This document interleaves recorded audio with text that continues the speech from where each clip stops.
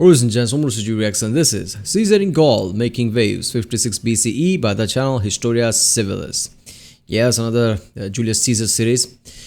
In the previous part, we saw the Battle of Sabis, right? Yeah, I think that's what that was. That was awesome. Basically, the Julius Caesar kicking ass. Still Julius Caesar in Gaul right now. It's not some Senate video, I guess. So it's going to be fun. Remember, if you like my reacts, don't forget to like, subscribe. Check out the reacts and there's a link in the description. Check out the cards, all the plays, check out the ink cards, and yeah, let's watch it. Over the winter of 57 and 56 BCE, Caesar had a decision to make. He was almost halfway through his 5-year term as the governor of Cisalpine Gaul, Transalpine Gaul, and Illyricum. If he had any post-governorship ambitions, he had to start making plans now. He could go back to the Senate and assume his place as a leader in the reform faction, but that wasn't nearly as exciting as being at the head of an army. Plus, throughout Caesar's life, we get hints that he didn't love the Senate. Remember, during his year as consul, he did everything in his power to cut the Senate out of the legislative process. Yeah. Yeah, because of that, every single emperor after him, Julius Caesar's line basically, Augustus and everybody, didn't like Senate either. I mean... He could go back and become the leader of reformer, but he's like, okay, I'm not the leader, so I don't want that shit.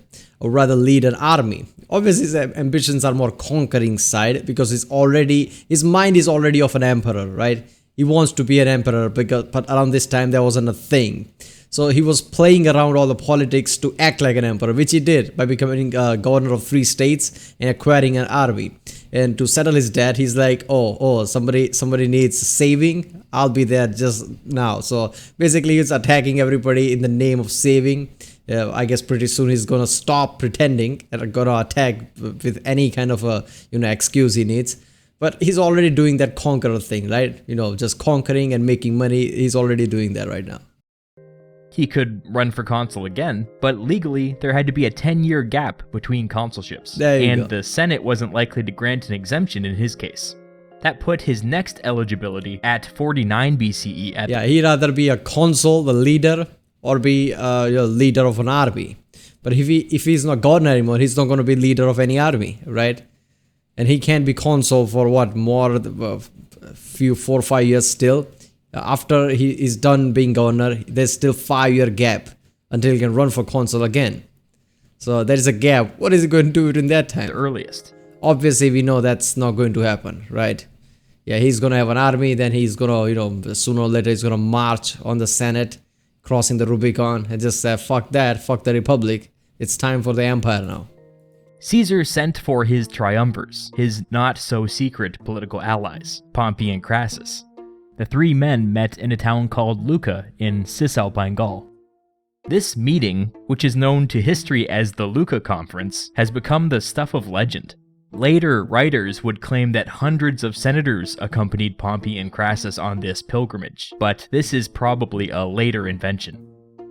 When the 3 men met... Yeah, I mean, this is secret thing, the triumvirate. Why would 100 senators be with them? That feels a bit weird. Caesar had a proposal waiting for them.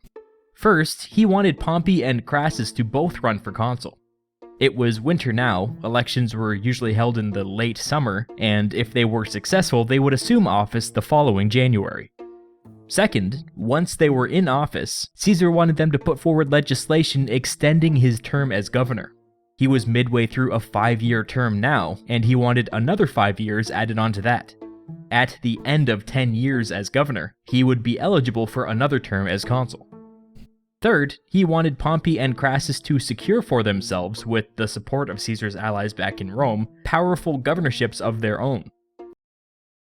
Alright, first of all, look, triumvirate, I understand that they reach a mutual agreement to help each other, but Caesar became consul, now he's the governor. He doesn't have any pull in the Senate, right? Because he's the governor, he also is fighting somewhere in the Gaul, I guess. And he's asking Pompey and Crassus to become the consul basically. But do they need Caesar's support? If they don't need Caesar's support, why would they do any favor to Caesar? I get it, triumvirate by everything, but there has to be mutual, benefit. If Caesar can't do nothing for them, I mean, why would they help Caesar get governorship or anything? I guess Caesar still have influence, still have allies that's needed for these two to become a consul or something. I don't know.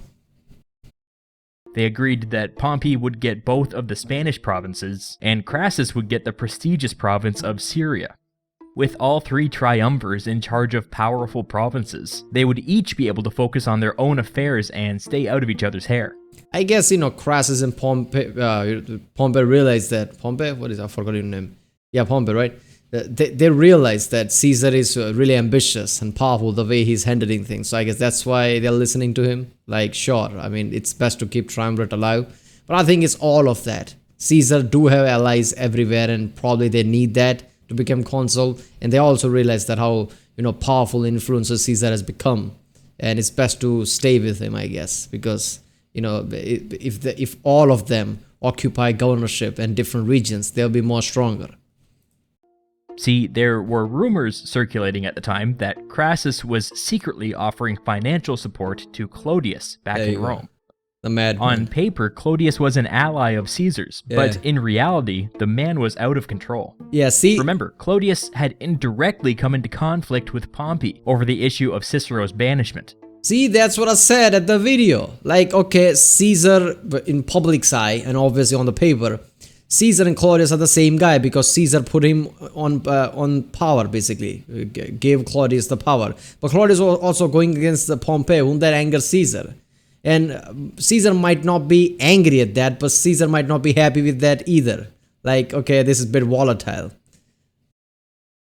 If this rumor was true and Crassus was financing this conflict, it means that the triumvirate was beginning to crumble. Yeah. The three men agreed to... I mean, Crassus and Pompey were not really friends, right? I mean, they did have some kind of a conflict view before triumvirate even started. This plan, and Pompey and Crassus returned home. The triumvirate wasn't just held together by political necessity, but also by a bunch of small personal connections. For instance, Crassus's son, Publius Crassus, was serving under Caesar in Gaul. The guy in, in Helvetii battle, when left flank was getting weaker, he took charge, asked rear guards or somebody, people to, strengthen the left flank and took initiative. If I remember correctly, that's the guy, the son of him. Publius was probably in his late 20s and too young for a command. But after the conference of Luca, Caesar began to ignore convention and unofficially put him in charge of a legion anyway. This was probably done as a favor to old man Crassus. Yeah. For the coming year, I guess that was also part of the deal. Like, why would I extend 5 years of your governorship? Yeah, because we are all going to do favor. It's like the Godfather movie, right? We all are going to do favors. I'm going to make your kid a leader or something. Caesar sent the young Crassus and his one legion deep into northwestern Gaul to secure some tacit support from the tribes in the region, with a non-violent show of force. He also sent another legion under the command of a legate named Galba to the Alps. By the way, this Galba's son's son's son would be a future Roman emperor. Galba's job was to set up one of the 4 emperors, right? After Nero killed himself. Yeah, one of the Galba. Really? That's the connection? Permanent outposts, which would protect travelers from the Gauls living in the mountains. As it was now, traveling through the Alps was extremely dangerous, especially for traders. If Caesar was planning on being in Gaul for another 7+ years, he wanted to make it as easy as possible for goods to get in and out of Italy. While constructing one of... He's like, I already secured my next 7 years by, all the, backroom politics right there. So let's make plans. How am I going to do with this? How can I make things easier? These mountain outposts, Galba's legion was attacked by the native Gauls, and for a time they were completely surrounded. But Galba kept his cool and broke out in a surprise attack, which won him the day. With one legion busy establishing a safe route through the Alps, and another legion making peace with tribes in northwestern Gaul, Caesar in his commentaries says that Gaul was reduced to a state of tranquility. This marks a bit of a turning point in Rome's relationship with Gaul. Caesar was no longer simply reacting to events. He was behaving as if Rome was there to stay, permanently. but Gaul's tranquility couldn't last forever. I guess what excuse he might be using is that they needed our help a lot of times to bring peace. It's best that we stay or something like that, or we earned to stay, or we are liberators or something like that, because so many times Caesar went there to save them. That is what I said in one of the videos, like why these Gallic tribes asking a third party to break their battle or something, whatever their disputes, right? There are tribes who are asking Caesar to come and break their disputes. Someone in the comments said, but there was their thing, like they asked third party to break that, but that's the whole point. You don't do that. Everybody is selfish. Nobody do things just good of their heart around this time, especially in the in empires and basically things like that. So if you ask a third empire or a third kingdom or whatever to intervene, and they see that you're weak and you need their help, they're going to stay. That's the whole thing. In northwestern Gaul, the young Crassus had established diplomatic relations with many of the tribes in the region, and accepted hostages from them as a sign of good faith. The hostages weren't kept in cages or anything, they just lived with the Romans, and were used as collateral if anything weird happened. This was normal practice in the ancient world, especially when a powerful state bumped up against a weak one. Some of these hostages were from a tribe called the Veneti. The young Crassus later sent diplomats to the Veneti to negotiate the purchase of some grain. When they arrived, the Veneti arrested the diplomats and took them as hostages of their own. And there goes the Veneti. Why they did this? They may have seen it as a fair exchange for the hostages taken by Rome. They may have been annoyed with the Romans for showing up and acting like they owned the place. It could have been a simple misunderstanding. Either way, I think it's pretty clear that this was a minor diplomatic incident. But when Caesar got word of this, he chose to interpret the act as a formal declaration of war and a full-blown Gallic uprising. He immediately ordered a fleet of ships built on a river. Yeah. First of all, Bob the Builder at work again. That's not the point. Caesar needs war, right? He basically has established that, like, I'm done being consul. As soon as I become governor, doing governory thing is just a second job. First job is take all my armies, right? All my legions, and attack, conquer, just like a king and emperor do, because that's who I am. Right? Regardless of who people think, I am an emperor. That's his mentality. Right? Just conquer places and make money in the process. So he needs an excuse to go to war. That led to the Atlantic Ocean and mobilized his entire army. He sent a message to the young Crassus, telling him to move south and continue establishing contact with the tribes there. With that done, he ordered 3 fresh legions to northwestern Gaul to stop any neighboring tribes from aligning themselves with the Veneti. Then he instructed Labienus to go with 1 legion to the newly pacified Belgae territory, just in case they took this opportunity to try something. Yeah. This left Caesar with 3 legions. Belgae's like, this feels like a bit too much. I guess we should go home and regroup and maybe one day attack again. Himself. He told his river fleet to start moving toward the Atlantic Ocean whenever they were ready and marched off. He would deal with the Veneti personally. The Veneti specialized. Caesar, you want to deal with Veneti personally? Why? I was free at Sunday. In sea trade, so when they heard that there was a bunch of angry Romans coming their way, their first instinct was to load everybody onto their giant sailing ships and get out of there. Smart. They watched from just offshore as Caesar came across their abandoned villages and systematically burned them to the ground. What the Veneti didn't expect. I'm imagining, nobody giving any reaction, nobody even saying anything but staring at each other as Caesar just, lighting things slowly, everything on fire, while staring at them. all of them just standing there with almost crying, can't even do anything. Was for a Roman fleet to appear seemingly out of nowhere. Roman ships were tiny things with oars, designed for going back and forth across the Mediterranean, while the Veneti ships were these monsters with giant sails, designed for long-distance travel in the Atlantic Ocean. The Roman ships attacked, but they quickly discovered that the Veneti ships were too sturdy to ram and too tall to board normally. But they were able to figure out that they could pull up alongside them and pull down the Veneti rigging with big hooks on poles, preventing them from sailing away. After that, it was only a matter of time before the Romans figured out how to climb onto the Veneti ships. Caesar's army watched from the shore as the Romans destroyed the Veneti fleet.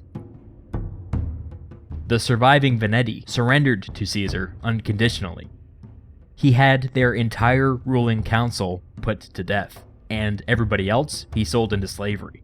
Whoa! This was an unthinkably harsh punishment for something so small. Seriously. This caused an uprising by some of the neighboring tribes. Caesar so far has been, I guess, understanding, right? In the previous, at certain level, obviously. If somebody surrenders and things like that, he has been politician. In here, he really act like an emperor. Like, fuck that. Whatever you did, that's punishable by death. That's what his mentality was. I don't know where that aggression come from. But these were put down by the 3 legions stationed nearby. Try to notice the subtle change that had taken place here. Caesar isn't positioning his legions as if he's a general marching through enemy territory. He's moved in. He's enforcing the peace. With only a short time left in the campaigning season, Caesar marched toward Belgae territory. There had been a small uprising there as well, which Labienus had successfully put down. The thing that still bothered Caesar was that there were 2 tribes around modern Calais that he said never formally made peace with him after he subdued the Belgae. In Caesar's mind, they were still at war. This is a pretty weak excuse to march all the way across Gaul. Even if it was true, these people did literally nothing to provoke him. When Caesar arrived, these villages were abandoned as well. They must have heard what happened to the Veneti. Damn. The Romans set up their camp in a forested area, and all of a sudden, without warning, they were attacked. I think, Caesar is putting a message. I think he's planning something long-term here, because he realized that I can't just play that part, right? Liberator, helping the poor tribes in need and things like that. So I think what he's doing here is like, okay, now I have 7 years governorship under me in all these legions, and I want to move into, in here, Gaul. So basically, I forcefully, make a statement that everybody fears me. That's what he did there. Roman infantry didn't even have time to assemble, and just got into random groups, and formed a line of defense as fast as they could. They took heavy losses, but they held, and it's a small miracle that they weren't completely overrun. The Gauls fell back, and the Romans gave chase into the woods. Caesar notes that in the woods, his men suffered even heavier losses. This implies that the Romans may have been led into further ambushes, but Caesar glosses over this. In the days that followed, Caesar turned this temporary camp into a permanent one by clear-cutting the trees surrounding the camp for visibility and having additional walls built for defense. With Caesar finally satisfied that his boot was firmly on Gaul's neck, he turned his army around and marched south for the winter. He had big plans, but they wouldn't bear fruit until next year.